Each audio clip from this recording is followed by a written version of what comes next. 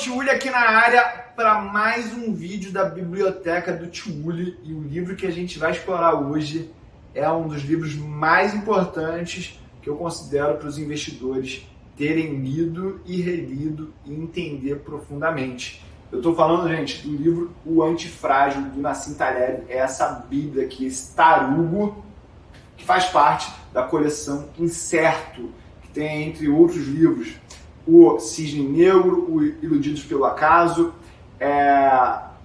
O Antifrágil, entre outros. E tem mais outros livros ali do Taleb que são importantíssimos, que todo mundo leia. Galera, então já deixa o teu like aí, se inscreve no canal e pega a vinheta do canal. Vamos junto! Pô!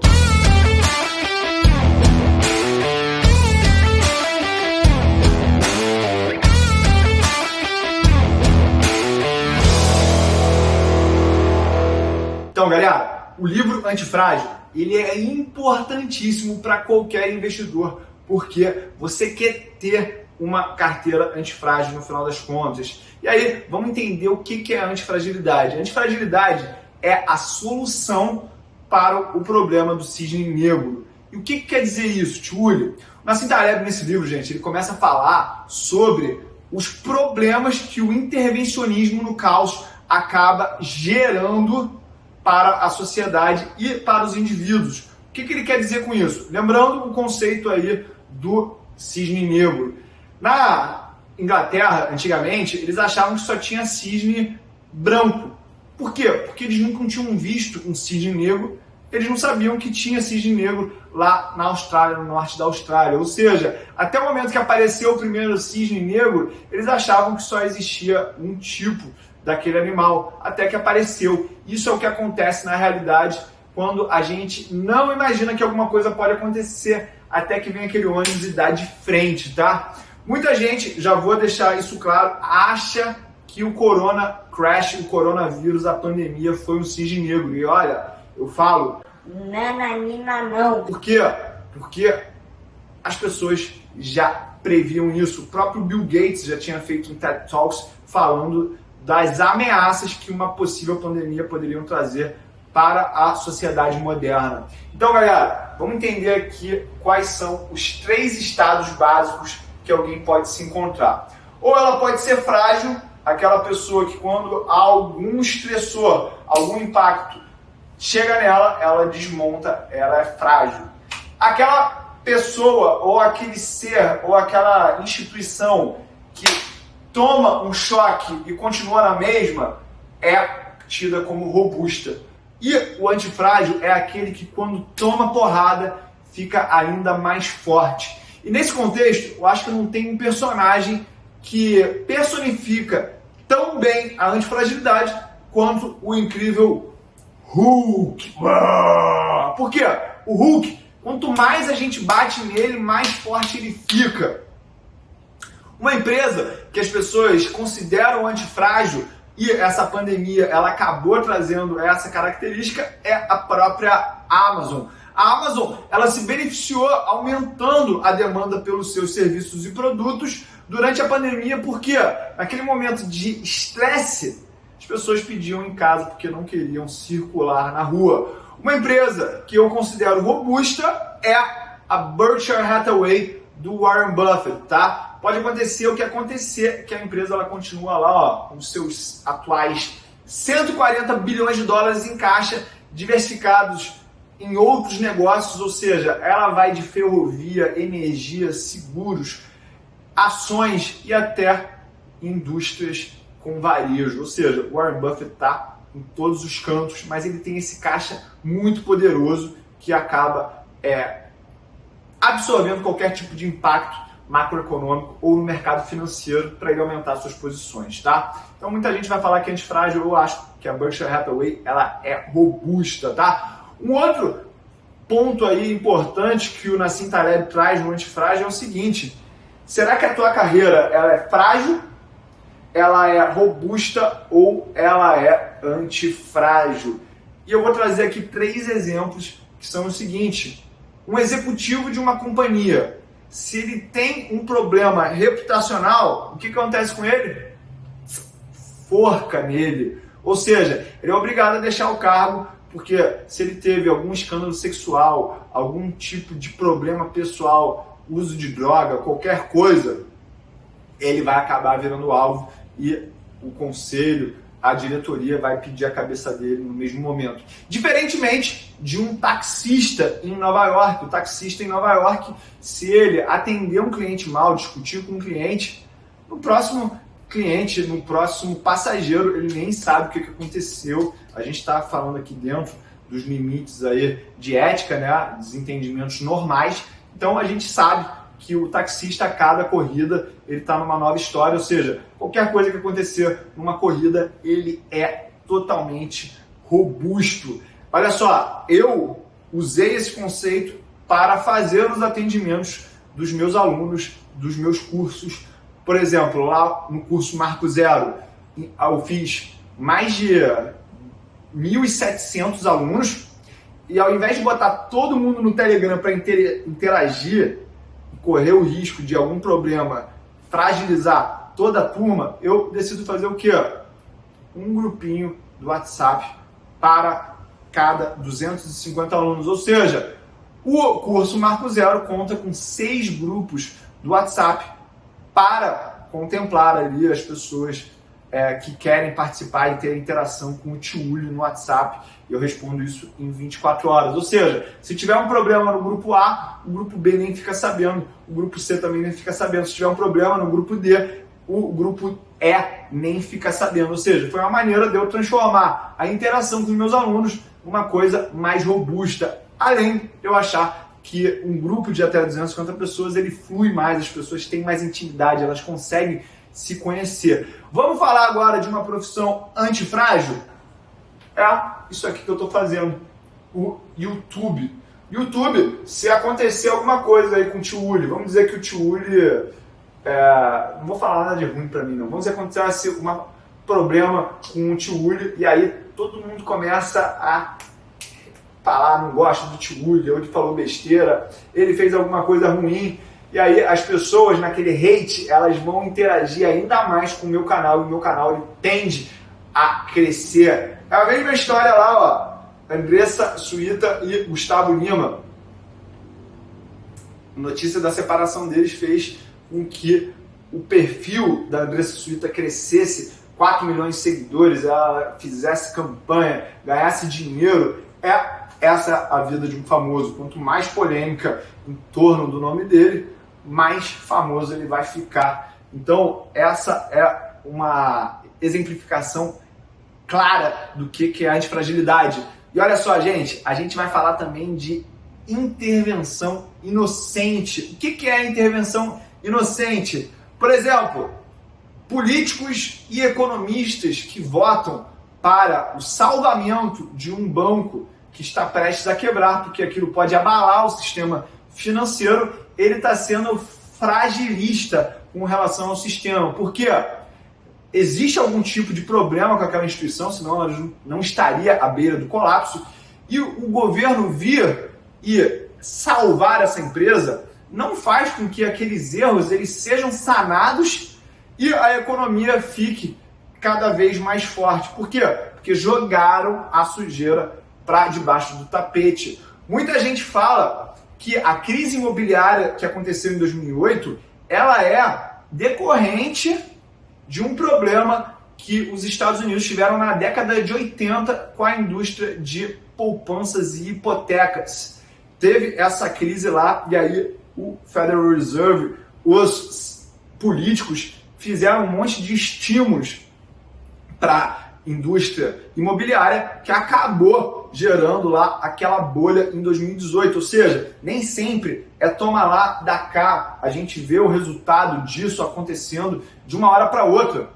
Isso aí, às vezes, leva tempo e vai construindo. É a mesma coisa de uma floresta. Uma floresta que ela tem as suas folhas caindo, ela tem um processo ali de destruição de tempos em tempos com incêndio, ela faz com que aquela terra seja renovada. Quando você impede um incêndio na floresta, você está transformando aquele sistema numa coisa mais frágil. Outro exemplo de fragilidade, de intervencionismo que não é saudável.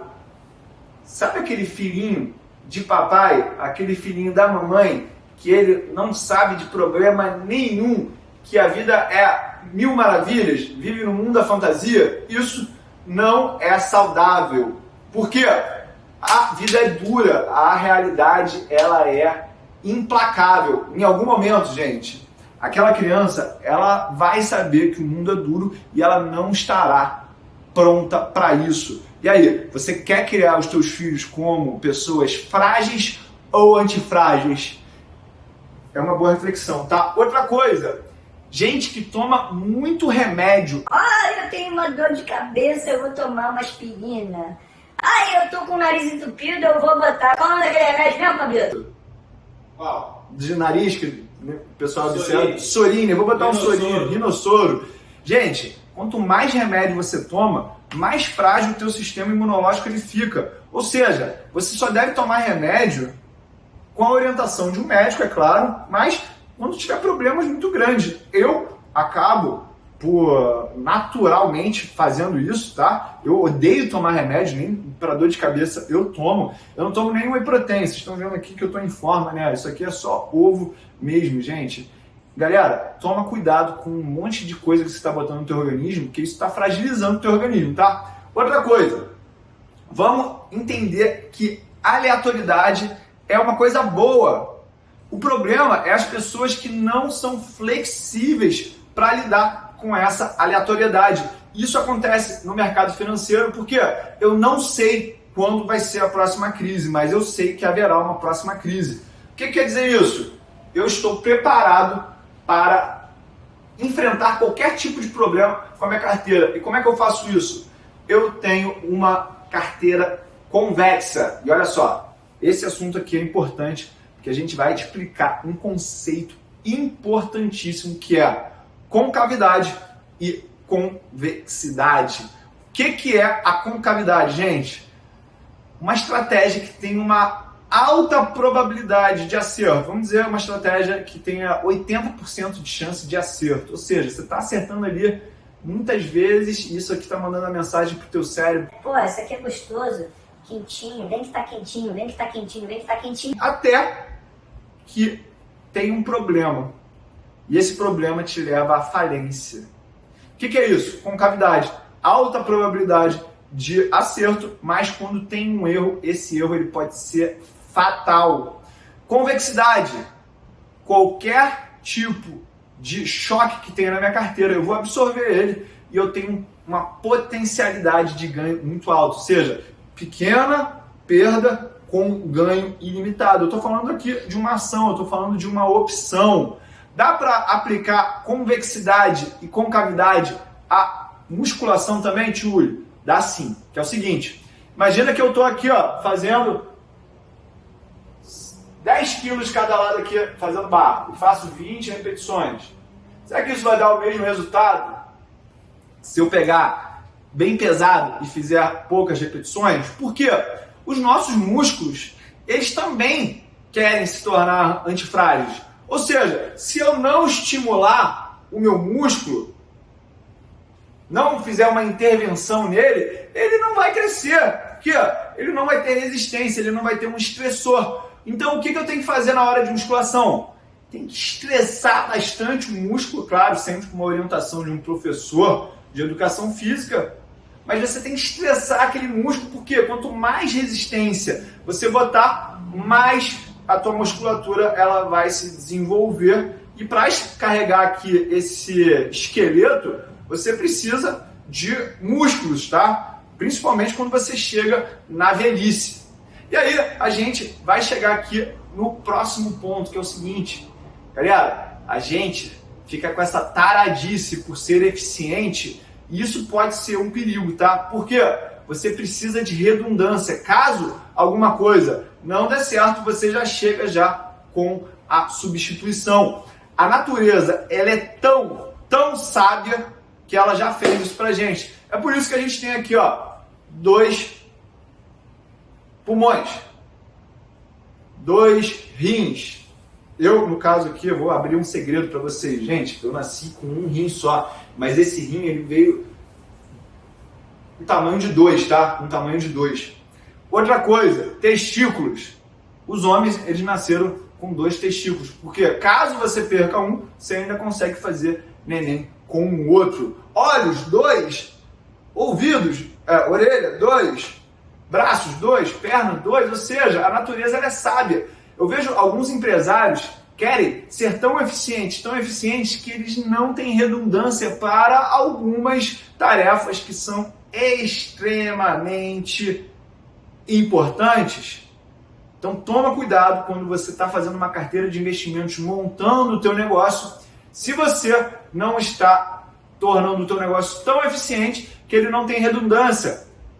Quer saber de uma indústria que é antifrágil? A indústria aeronáutica. Porque a cada acidente que a gente tem aéreo, é mais difícil a gente ver essa mesma causa de acidente sendo repetida. É isso mesmo. Porque lá na caixa preta, eles pegam, abrem tudo e vê tudo que deu de errado e consertam aquilo. Por quê? Porque é muito perigoso. Quer saber de uma outra maneira de você ter redundância na tua carteira? É aquela história que eu falo. Uma coisa é pulverizar os teus investimentos, outra coisa é diversificar os teus investimentos. Por exemplo, se eu tiver ações do setor bancário na minha carteira, eu posso pulverizar entre Bradesco, Itaú, Banco do Brasil, entre outros bancos. Nenhum desses é recomendação, tá? Mas por quê? Porque caso algum desses bancos venham a apresentar algum problema, você está exposto no setor através de um outro banco. Imagina quem ficou concentrado no setor de seguros numa empresa chamada IRB. Ou seja, se a pessoa acredita no setor de seguros, ela pode ter IRB, pode ter Porto Seguro, pode ter Sul América, pode ter BB Seguridade, pode ter a Wiz Corretora, entre outras empresas, tá?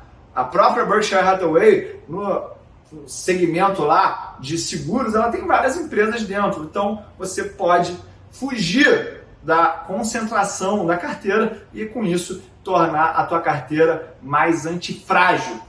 Outra coisa dos investimentos que se relaciona com o livro Antifrágil é o seguinte: margem de segurança. Olha, o Benjamin Graham, quando escreveu lá O Investidor Inteligente, ele já estava pensando em antifragilidade, que ele estava falando o seguinte: quando eu tenho margem de segurança na minha análise de uma empresa, o que é a margem de segurança primeiro? Eu determinei que o valor justo de uma ação é R$10 e ela está sendo cotada a R$5, ou seja, eu tenho R$5 de margem de segurança, que é a distância de 5 para 10. E aí ele falou o seguinte: olha, quando a empresa ela tem margem de segurança, ou a administração pode recuperar aquela empresa, então eu tenho um ganho por causa da recuperação daquele ativo, ou eu posso ter a liquidação daquele negócio e ter o meu dinheiro de volta e ganhar ainda com isso. Ou seja, você tem duas opções quando você tem margem de segurança: ou o negócio ele é recuperado, ou aquela empresa é liquidada e você recebe aquele dinheiro, tá? Vamos usar a estratégia Barbell, que é o que eles chamam nessa dinâmica de você botar dois extremos, um extremo muito conservador e outro extremo com muito risco. O que você pode fazer? Se você é CLT, se você é concursado, você tem um trabalho estável, você pode botar as tuas economias, a tua poupança em ações, no mercado financeiro, com risco, e daquilo você fazer a tua renda passiva e ganhar a tua liberdade através do mercado de ações. Mas, se você é um empresário que já assume riscos na tua dinâmica empresarial, talvez você devesse comprar ativos mais conservadores, de maior segurança. A gente está falando de renda fixa, a gente está falando de ouro, a gente está falando desse tipo de ativo. Então, você pode pensar a tua carteira dessa maneira, usando o tema antifragilidade. Gente, a gente tem vários outros pontos para falar sobre a antifragilidade.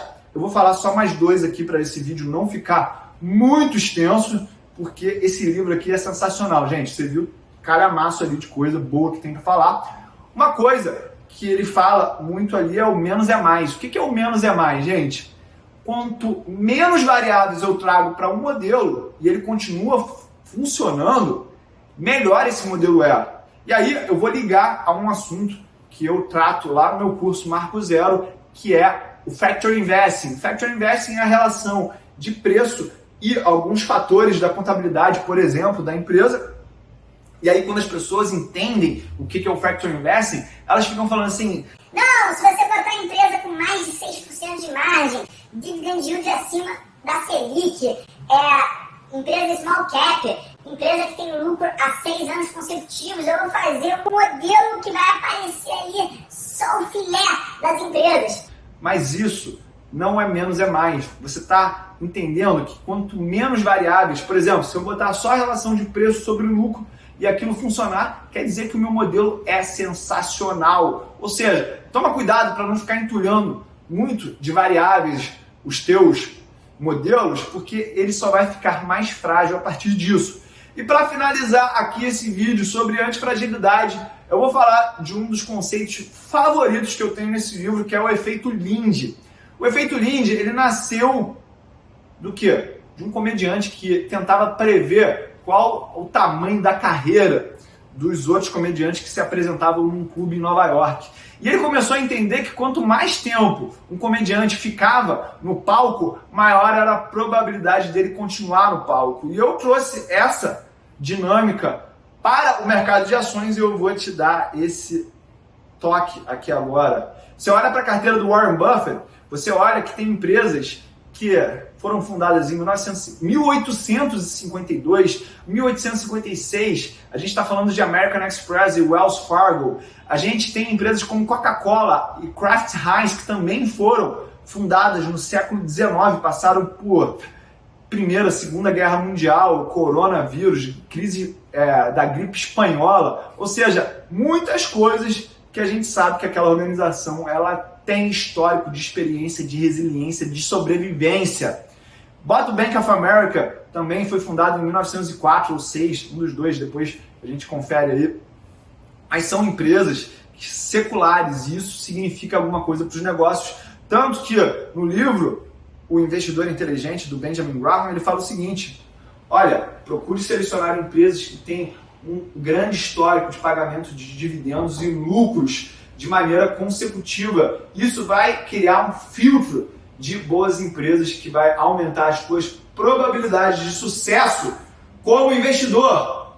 Então, galera, esse aqui foi o livro da biblioteca do Tio William, O Antifrágil, de Nassim Taleb. A gente tem muito mais para falar sobre livros que mudaram a minha vida como investidor e que também podem te ajudar a se tornar um melhor investidor. E para isso, você precisa estar conectado aqui no canal. Por isso eu peço para você já ativar a notificação, deixar um like nesse vídeo e vem para cá, que aqui é o canal do conhecimento, aqui é o Jardim do Éden dos investidores. Tamo junto e é só o começo!